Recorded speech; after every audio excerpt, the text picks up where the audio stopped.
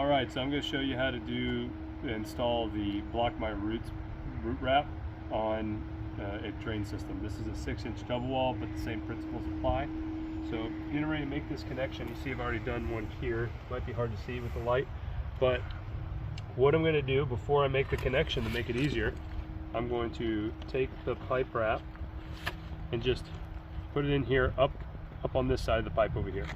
And it could be a little loose, doesn't really matter. And then I'm going to go ahead and make my connection and I'll slide it up.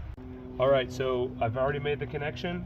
I'm going to take the Block My Roots pipe wrap, click it over here, right over the pipe seam, and this will block roots indefinitely. It will not let roots through. It's not watertight, but it will not let roots grow, and it'll actually create a root barrier zone in the soil to stop roots from growing over here.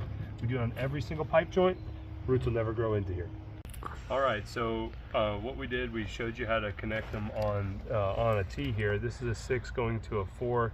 It's for illustration purposes. Here we have a reducer from a 6-inch pipe to a 4-inch pipe, so this actually gives us another seam.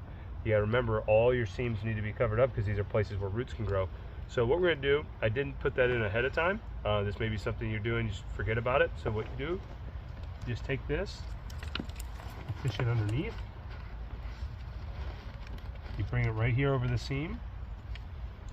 You secure it. Now over here, I did remember to put my before I made my connections. This is the 4-inch connection. This is where we're connected in here. Now this is not a place where it needs to be watertight, so there's no problem, but we will block roots indefinitely. So we just wrap that around. That's our 4-inch. So 6 inches will be a little bigger. The 4-inch is a little smaller in diameter, so it fits. And now this whole connection is protected from roots indefinitely, and it'll create a root blocking zone in the soil.